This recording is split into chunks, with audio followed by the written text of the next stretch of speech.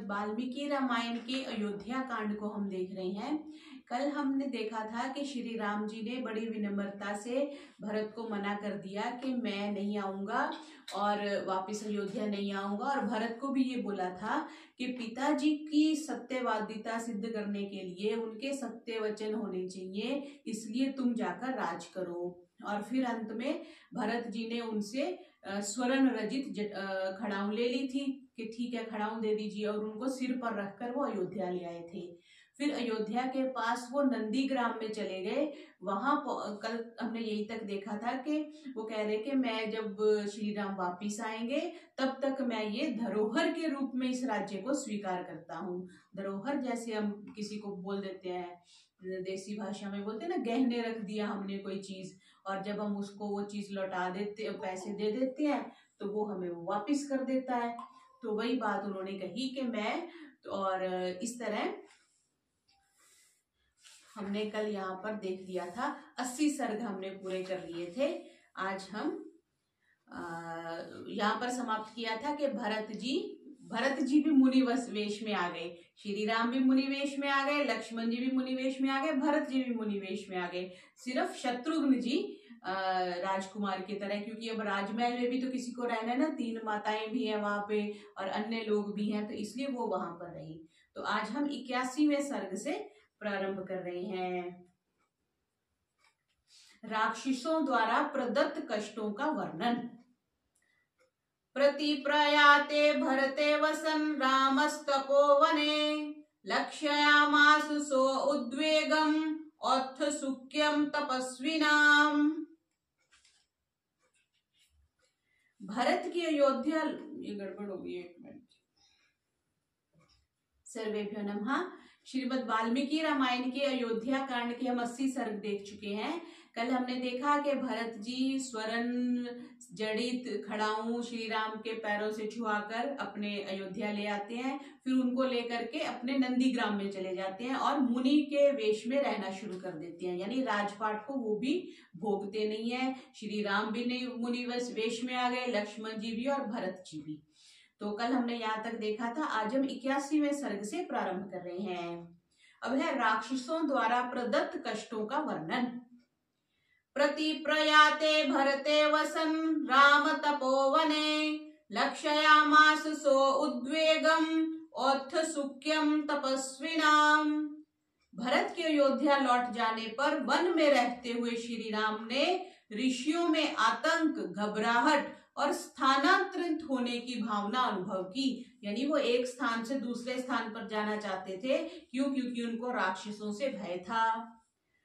नयने भरकृटिभिश्च रामं निर्दिश्य शंकितः अन्योन्यम उपजल्पन्तः शनैश्चक्रुमिथः कथा। वे लोग आंखों और भ्रिकुटियों के संकेत से श्री राम को लक्ष्य करके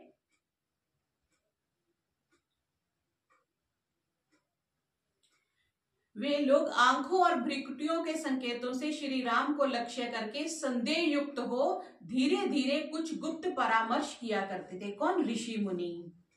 कि पहले तो ऋषि मुनि सिर्फ वन में रहते थे, अब श्री राम भी वन में चले गए। तो ऐसे होता है ना कि जैसे हम किसी से, चोर डाकू से हमें डर लग रहा है, तो हमारे साथ कोई और साधु व्यक्ति आ जाता है तो हमें थोड़ा धरवास मिलता है कि हाँ चलो हम 2 हो गए, अब हम उसका मुकाबला कर सकते हैं। तो उस दृष्टि से कह रहे हैं।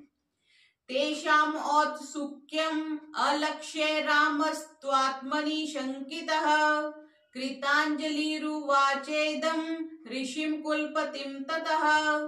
उनकी उस घबराहट और उत्सुकता को देखकर अपने विषय में शंकित होकर श्री राम ने हाथ जोड़कर तापस कुल अध्यक्ष से कहा, जो उनका मुखिया था, ऋषियों के मुखिया थे, उनसे श्री राम ने कहा क्या? ना कश्चित भगवन् किंचित पूर्ववृत्तमिदं मयि दृश्यते विकृतं येन विक्रियन्ते तपस्विनः।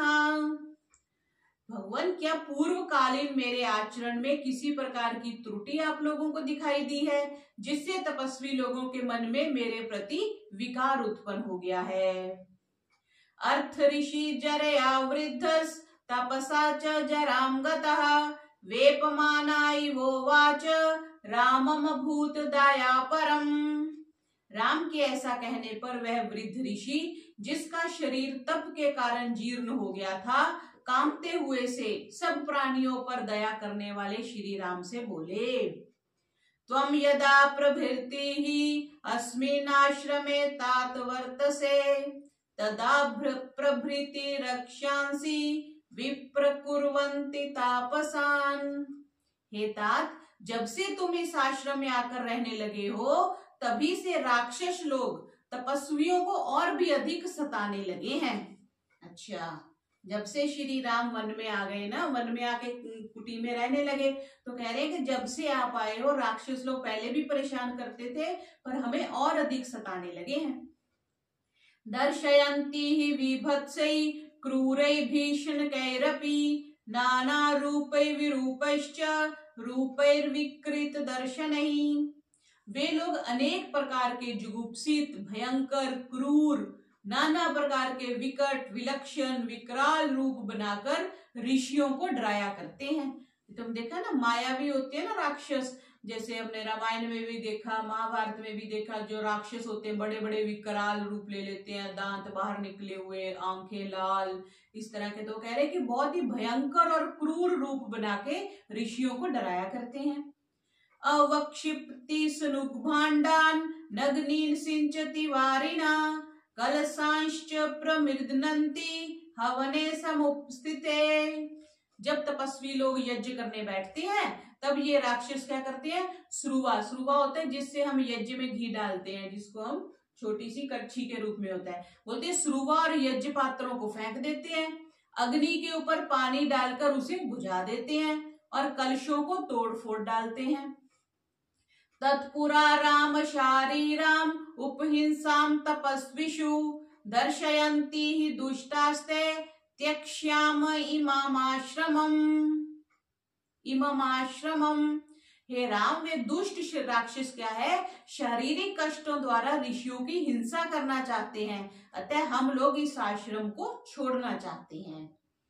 बहुमूल फलम चित्रम विदुरादितो वनम अश्वस्याश्रमेवाहं श्रयिष्ये सगनः पुनः। यहाँ से थोड़ी दूर कंद मूलों से युक्त महर्षि अश्व का एक विचित्र तपोवन है, अपने मुनि समूह के साथ हम वही आश्रय लेंगे। सहस्माभिरितो गच्छ यदि बुद्धि प्रवर्तते समर्थस्यापि हि सतो वासो दुःखमिहाद्यते। हे राम, यदि तुम्हें ठीक जान पड़े तो तुम भी हमारे साथ वहीं चलो। यद्यपि तुम अपनी रक्षा करने में समर्थ हो, परंतु यहाँ रहना तुम्हारे लिए क्लेशदायक होगा। इति उक्तवन्तं रामस्तं राजपुत्रस्तपस्विनं न शशाको उत्तरै वाक्यैर अवरोधुधं समुत्सुकम्। ऐसा वचन कहते हुए और जानने के लिए अत्यंत उत्सुक जो कुलपति थे, जो उनके मुखिया थे, उनको श्री राम समझा बुझाकर भी वह स्थान त्यागने से ना रोक सके। श्री राम ने बड़ा समझाया कि कुछ नहीं होगा, लेकिन उन्होंने कहा कि नहीं, वो हमें बहुत परेशान करते हैं राक्षस लोग, हम तो महर्षि अश्व के आश्रम में जाएंगे। अभिनंद्य समापृच्छ समाधाय च राघवम स जगामाश्रमं त्यक्त्वा कुलहि कुलपतिः सह। वह कुलपति श्री राम की प्रशंसा कर, उनको समझा बुझाकर, उनसे आज्ञा मांगकर सब तपस्वियों को साथ ले उस आश्रम को छोड़ दूसरे आश्रम में चले गए। अब आगे 82वां सर्ग शुरू हो रहा है कि मतलब जिसमें श्री राम रह रहे थे, वहां पे जो अन्य ऋषि लोग थे वो राक्षसों से परेशान होकर दूसरे आश्रम में चले गए। अब है कि राम का चित्रकूट से प्रस्थान, सीता को अनसुया का उपदेश तथा सभी का दंडक वन में प्रवेश। राघवस्त्वथ यातेषु तपस्विषु विचिन्तयन् न तत्र आरोचयद्वासं कारणैर्बहुभिस्तदा। ऋषियों के उस आश्रम से चले जाने पर श्री राम ने बहुत सोच विचार के पश्चात अनेक कारणों से वहां रहना उचित नहीं समझा। इह मे भरतो दृष्टो मातरश्च सनागरः सा च मे स्मृतिर्नृति तान नित्यम अनुशोचतः। क्यों? राम ने सोचा कि इसी स्थान पर भरत से, माताओं से और नगरवासियों से मेरी भेंट हुई थी। यहाँ रहने पर बार बार मुझे उनकी स्मृति आती है और वह मुझे शोकाकुल किया करती है। ऐसा होता है ना, हमें जिस स्थान पे कोई मिला हो, मिलके बिछुड़ा हो और कोई प्रिय हो, तो उस स्थान पे जाने पे उसकी बात याद आती है या वो व्यक्ति याद आता है। तो ऐसे ही बहुत से लोग अपने घर भी बदल लेते हैं। हमारे एक जैसे कुछ भी किसी चीज के साथ कुछ अपशगुन हो, या तो हम उस चीज को दूर कर देते हैं या उस चीज को बेच देते हैं ताकि स्मृति ना आए। न्याय दर्शन में इस चीज का प्रकरण आता है। स्मृति के वहां 27 हेतु बताए हैं। जैसे जैसे आपने किसी व्यक्ति की पहचान उसके लंबे नाक से करी है, तो जब भी आपको लंबे नाक वाला कोई दिखेगा आपको वो व्यक्ति याद आएगा। बहुत से ऐसे वहां पे हेतु दिए गए हैं। तो उसमें से एक हेतु ये स्थान का भी है कि स्थान, उस स्थान पर जाने पे हमें उस, जैसे हम अपने दादा दादी नाना नानी के गांव में जाएंगे, उनके घर में जाएंगे तो उनकी याद आएगी। स्कंधावार निवेशेन तेन तस्य महात्मनः ह्यहस्तिकरीशैश्च उपामर्दः कृतो भृशम्। विशेषकर महात्मा भरत की सेना के हाथी घोड़ों के मलमूत्र करने और उनके द्वारा वनस्पतियों के उपमर्दन हो जाने से यह स्थान रहने योग्य नहीं रहा है। क्योंकि हाथी घोड़े आए थे ना, तो वो मलमूत्र हो गया, वहां पे सफाई तो है नहीं थी, और वनस्पतियों को जैसे हाथी के नीचे, पैरों के नीचे आ गए, घोड़ों के पैरों के नीचे आ गए, तो कह रहे कि वो स्थान रहने योग्य नहीं रहा। तस्मादन्यत्र गच्छाम इति संचिन्तय राघवः प्रातिष्ठत् स वैदेह्या लक्ष्मणेन च संगतः। इस आश्रम को छोड़कर दूसरे स्थान पर चलना ही ठीक है, श्री राम ने कहा। ऐसा विचार कर राम ने लक्ष्मण और सीता को साथ ले वहां से प्रस्थान कर दिया। सोत्रे आश्रमम् आसाद्य तं वंदे महायशः तं चापि भगवानत्रिः पुत्रवत् प्रत्यपद्यत। महायशस्वी श्री राम ने वहां से प्रस्थान कर महर्षि अत्रि के आश्रम में पहुंचकर उन्हें प्रणाम किया। सबसे पहले कहाँ गए थे जी? सबसे पहले श्री राम महर्षि भारद्वाज को मिले। महर्षि भारद्वाज के बाद महर्षि वाल्मीकि को मिले। अब तीसरे जो महर्षि हैं वो महर्षि अत्रि हैं। अत्रि ने उन्हें पुत्र भाव से देखा। स्वयमातिथ्यमादिश्य सर्वमस्य सुसत्कृतं सौमित्रीं च महाभागां सीतां च संसान्त्वयत्। महर्षि अत्रि ने स्वयं उन सबका आतिथ्य किया, फिर लक्ष्मण और महाभाग सीता के प्रति स्नेह दृष्टि प्रदर्शित कर उन्हें सांत्वना दी। सांत्वना देनी पड़ेगी ना, कहाँ राजमहल और कहाँ जंगल। अनसूयां महाभागां तापसीं धर्मचारिणीं प्रतिगृहीष्व वैदेहीं अब्रवीद ऋषि सत्तमः। तदंतर ऋषि श्रेष्ठ अत्रि ने सौभाग्यशालिनी, तपस्विनी और धर्म में निरत अपनी पत्नी अनुसूया से कहा कि तुम सीता जी को अपने साथ ले जाकर इनका आदर सत्कार करो। क्या नाम आया? अनुसूया। अभिवाद्य च वैदेही तापसीताम निंदिताम बद्धांजलि पुटा हृष्टा पर्यपृच्छद नामयम्। प्रसन्न वदना सीता जी ने पवित्र आचरण वाली उस तपस्विनी को प्रणाम कर हाथ जोड़ और प्रसन्न हो उनका कुशल क्षेम पूछा। ततः सीतां महाभागां दृष्ट्वा तां धर्मचारिणीं सांत्वयन्त्य ब्रवीधृष्टा दिष्टया धर्मं वेक्षसे। धर्मचारिणी और महाभाग्यवती सीता जी को प्रणाम करते देख उसे सांत्वना देते हुए वृद्धा अनुसूया ने कहा, हे सीते, ये बड़े सौभाग्य की बात है कि तुम पतिव्रत धर्म की ओर ध्यान देती हो। त्यक्त्वा ज्याति जनम सीते मान वृद्धिं च मानिनी अवरुद्धं वने रामे दिष्टया त्वम् अनुगच्छसि। हे मानिनी सीते, तुम्हारे लिए बड़े सौभाग्य की बात है कि तुम अपने सभी बंधुओं को उभय कुल के राज्य अभिमान, उभय कुल दोनों कुल, पिता का कुल और पति का कुल, कुल के राज्य अभिमान और धन संपत्ति को त्याग कर वनवासी राम की अनुगामिनी हुई हो। नगरस्थो वनस्थो वा पापो वा यदि वा शुभः यांसां स्त्रीणां प्रियो भर्ता तासां लोका महोदयः। पति चाहे वन में रहे अथवा नगर में, सुख संपन्न हो या दुख ग्रस्त हो, सब दिशाओं में जिन स्त्रियों को अपना पति ही सर्वप्रिय है, उन्हीं स्त्रियों को कल्याणकारी और श्रेष्ठ लोकों की प्राप्ति होती है। दुशीला कामवृत्तो वा धनैर्वा परिवर्जितः स्त्रीणाम् आर्य स्वभावानां परमं दैवतं पतिः। पति चाहे कठोर स्वभाव का हो अथवा कामी हो या दरिद्र हो, किंतु श्रेष्ठ स्वभाव वाली स्त्रियों के लिए पति ही परम देवता है। सात्वेम उक्ता वैदेही त्वन् अनसूयानसूयया प्रतिपूज्य वचो मंदम प्रवक्तुम उपपचक्रमे।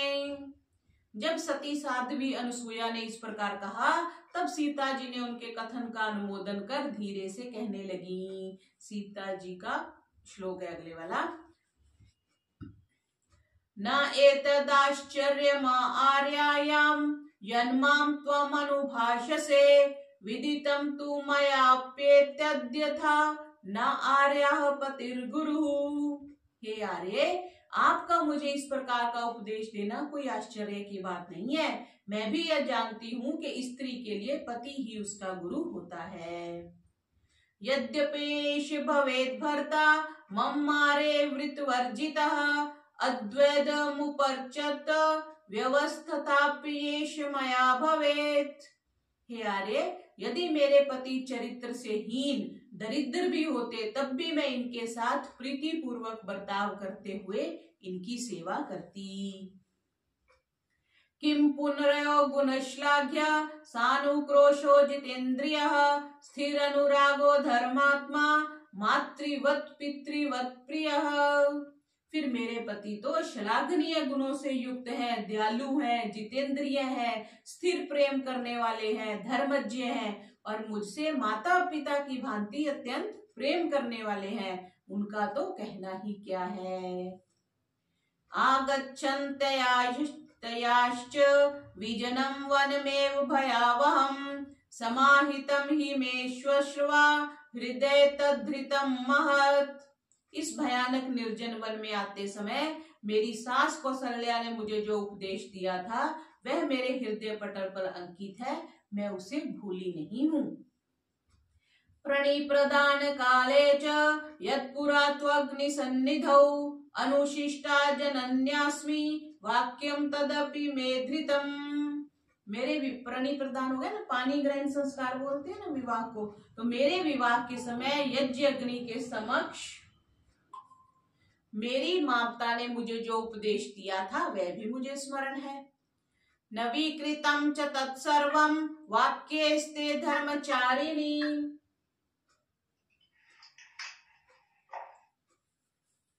पति शुश्रूषा न आर्य स्तपो अन्याद्विधीयते। पति सेवा को छोड़कर स्त्री के लिए दूसरी कोई तपस्या नहीं है। पति शुश्रूषा न अन्य आर्य तपो, जो तपस्विनी है उसके लिए पति की सेवा से बड़ा कुछ कार्य नहीं है, इत्यादि उपदेश जो मुझे मिले थे, हे धर्मचारिणी, उनको आज आपने पुनः नवीन कर दिया है। ततो अनसूया संहृष्टा श्रुत्वोक्तं सीतया वचः शिरस्याघ्राय चोवाच मैथिलीं हर्षयन्त्युत। सीता जी की बात को सुनकर अनुसूया अत्यंत प्रसन्न हुई। उन्होंने सीता का मस्तक सूंघा और उसे हर्षित करते हुए बोली। नियमे विधैराप्तं तपो हि महदस्ति मे तत्संश्रित्य बलं सीते छन्दये त्वां शुचिस्मिते। हे सीते, मैंने अनेक प्रकार के व्रत और नियमों का अनुष्ठान कर जो सिद्धि प्राप्त की है वह महान है। हे शुचि स्मिते, उसी सिद्धि के बल पर मैं तुझे वर देना चाहती हूँ, तू वर मांग। महर्षि जो अत्रि की पत्नी थी ना अनुसूया, अनुसूया की आगे कहानी भी आएगी शायद, तो अनुसूया के पास बहुत पतिव्रता तो थी, तो बड़े वर देने के लिए वो कह रहे हैं कि तुम वर मांगो मेरे से। अब देखो आगे सीता जी क्या मांगती हैं। तस्या तद्वचनं श्रुत्वा विस्मिता मंद विस्मया कृतमित्यब्रवीत् सीता तपोबल समन्विताम्। पतिव्रत धर्म को जानने वाली सीता अनुसुईया देवी का यह वचन सुनकर आश्चर्यचकित हो गई। फिर मंद हास्य करती हुई तपः परायण अनुसुईया से सीता जी ने कहा कि आपके अनुग्रह से ही मेरी सब कामनाएं पूर्ण हो गईं। सा त्वेम उक्ता धर्मज्ञा तया प्रीततरा भवत् सफलं च प्रहर्षं ते हंत सीते करोमह्यम्। जनक नंदिनी सीता के ऐसा कहने पर धर्मचारिणी अनुसुईया और भी अधिक प्रसन्न हुई और बोली, हे सीते, तुम्हें देखकर मुझे जो हर्ष हुआ है उसके अनुरूप मैं तुझे कुछ अवश्य देना चाहती हूँ। क्या देंगी वो? इदं दिव्यं वरं माल्यं वस्त्रमाभरणानि च अंगरागं च वैदेही महाअहर्हं च नुलेपनम्। क्या कह रहे हैं कि हे विदेह राजकुमारी, यह दिव्य और श्रेष्ठ माला, वस्त्र, आभूषण, अंगराग, उबटन और दिव्य चंदन मैं तुम्हें देती हूँ। इनसे तुम्हारे अंग सुशोभित होंगे। स्त्रियों के पास क्या होता है दूसरों को देने के लिए? बहू को क्या देते हैं, बेटी को क्या देते हैं? अपने कपड़े दे देंगे, गहने दे देंगे, हार श्रृंगार का सामान दे देंगे, बस वही दिया उसने। माला, वस्त्र, आभूषण, उबटन, जिनको आजकल आप मेकअप का सामान कह देते हैं, दिव्य चंदन तुम्हें देती हूँ। सा वस्त्रमंगरागं च भूषणानि सृजस्तथा मैथिली प्रतिजग्राह प्रीतिदानमनुत्तमम्। सीता जी ने अनुसुईया द्वारा प्रदत्त वस्त्र, अंगराग, आभूषण, माला आदि सभी दिव्य वस्तुओं को श्रेष्ठ प्रतिपादन प्रेम उपहार के रूप में प्रसन्नता पूर्वक स्वीकार कर लिया। सा तदा समलंकृत्य सीता सुरसुतोपमा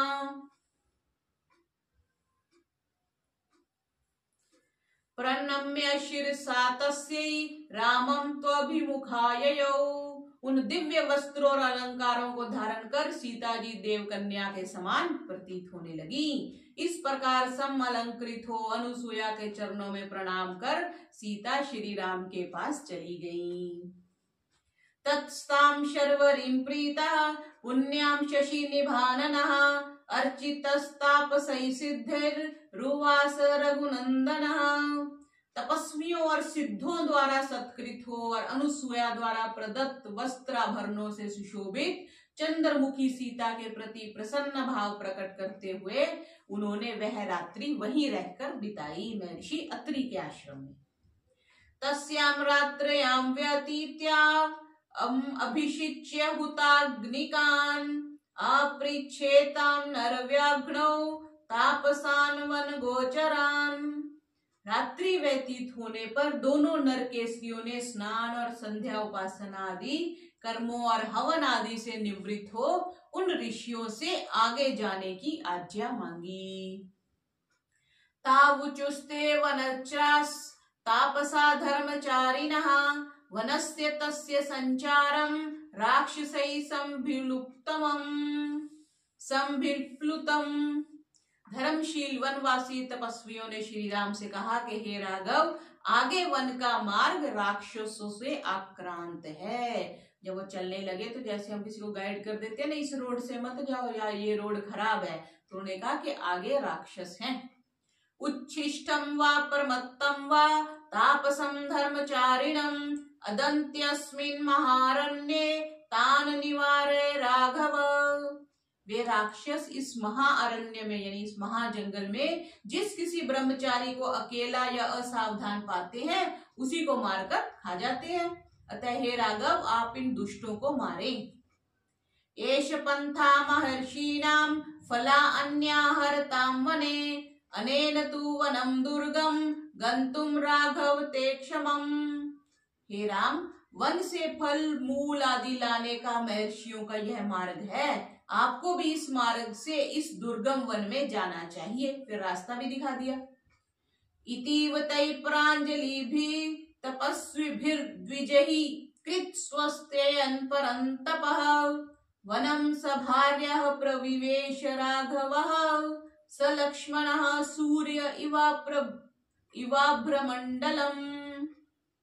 जब तपस्वियों ने हाथ जोड़ स्वस्ति वाचन मंगल कामना कर उपयुक्त वचन कहे, तब शत्रु संतापी श्री राम ने अपने भाई लक्ष्मण और सीता के साथ उस महावन में उसी प्रकार प्रवेश किया जैसे सूर्य मेघ मंडल में प्रवेश करता है। बादल छाए हो तो जब सूर्य निकलता है तो एकदम बड़ा तीक्ष्ण हो जाता है, बड़ा तेज हो जाता है। तो ऐसे ही सूर्य की भांति प्रकाशित होते हुए श्री राम ने उस वन में प्रवेश किया। इति अयोध्या कांडम। इस प्रकार हमारा आज ये अयोध्या कांड समाप्त हुआ। इसमें 82 सर्ग थे, श्लोक संख्या थी 1797 और 63 टिप्पणियां इसमें हमने देखी। बोलिए मर्यादा पुरुषोत्तम श्री रामचंद्र की जय। सर्वेभ्यो नमः।